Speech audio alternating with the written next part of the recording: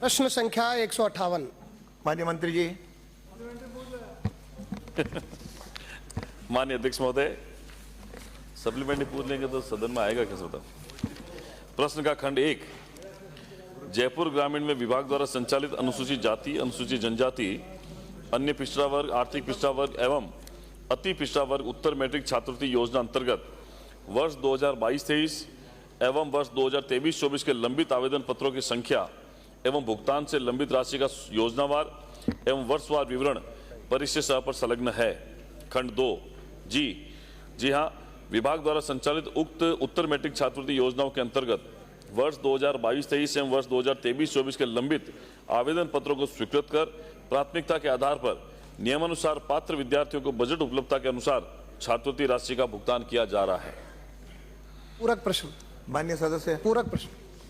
सरकार द्वारा वर्ष 2022-23 व 23-24 के विभाग द्वारा संचालित उत्तर मैट्रिक छात्रवृत्ति योजना के तहत जयपुर ग्रामीण के SC, ST, OBC, MBC व EWS के कुल 28,976 विद्यार्थियों की छात्रवृत्ति का भुगतान क्या इसलिए नहीं हुआ क्योंकि केंद्र सरकार ने आपको पैसा नहीं दिया?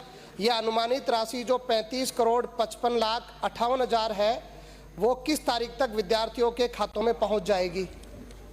माननीय मंत्री जी। माननीय अध्यक्ष महोदय, विभाग के द्वारा छात्रवृत्ति का जो भुगतान किया जाता है वो समय समय पर किया जाता है। आपने जो पूछा माननीय सदस्य, SC की जो है छात्रवृत्ति है वो लगातार नियमित प्रक्रिया के माध्यम से भुगतान हो रहा है। SC मैं बता रहा हूँ, SC के जितने भी कैटेगरी उनका लगातार भुगतान हो रहा है।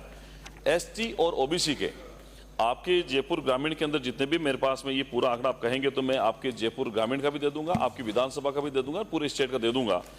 पहले भी ये ऐसा क्वेश्चन आया है कि इसमें ST के और OBC के भारत सरकार को पत्र लिखा हुआ, वहां से पेमेंट आते ही बहुत जल्दी आपका इन दोनों का हम लोग आपको भुगतान कर देंगे। माननीय सभापति महोदय, 2022-23 में 52 लाख रुपए SC के बकाया है, 23-24 में 3,63,00,000 इसमें बाकी है। आप कह रहे हैं कि अनुसूचित SC को अभी हम समय से दे रहे हैं जबकि इसमें बकाया है, इनके उत्तर में जो आया है उसमें बकाया है, ST में भी बकाया है, सब वर्गों में बकाया है।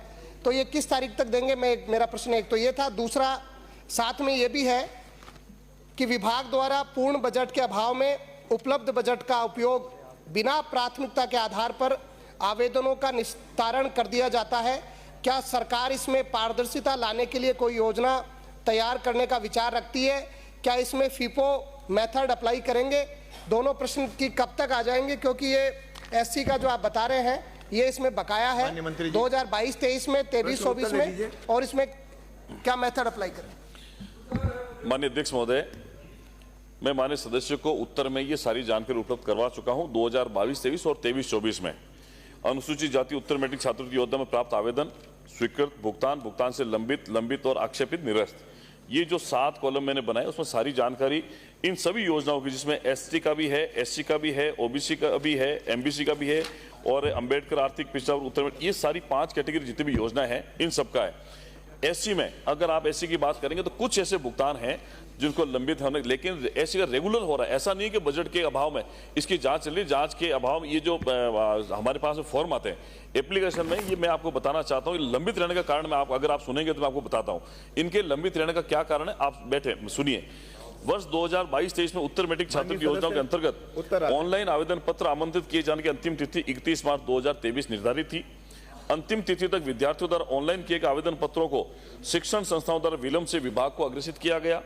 विद्यार्थियों द्वारा ऑनलाइन आवेदन करते समय सही पूर्ण जानकारी नहीं दिया जाना, विद्यार्थियों द्वारा समय पर आक्षेप पूर्ति नहीं किया जाना। वर्ष 2022-23 के उत्तर मैट्रिक छात्रवृत्ति योजना अंतर्गत अक्टूबर से दिसंबर 2023 के दौरान विधानसभा आम चुनाव के कार्य में जिला अधिकारी व्यवस्था कारण आवेदन पत्रों का निस्तारण धीमी गति से हुआ। छात्रवृत्ति पोर्टल को अद्यतन और अधिक सुरक्षित बनाने के लिए अपडेशन का कार्य किया गया। विद्यार्थी द्वारा आवेदन ऑनलाइन करने के समय, आवेदन की स्वीकृति होने के समय जन आधार पोर्टल पर माननीय सभापति महोदय, मेरे पास उत्तर आया है, लेकिन मैं पूछना चाह रहा हूं कि SC ST को क्या डबल इंजन की सरकार छात्रवृत्ति नहीं दे पा रही है? आपके 2 पूरक हो गए। प्रश्न मैंने ये कहा है कि हमने ये कहा है कि हमारा भारत सरकार को पत्र लिखा हुआ है।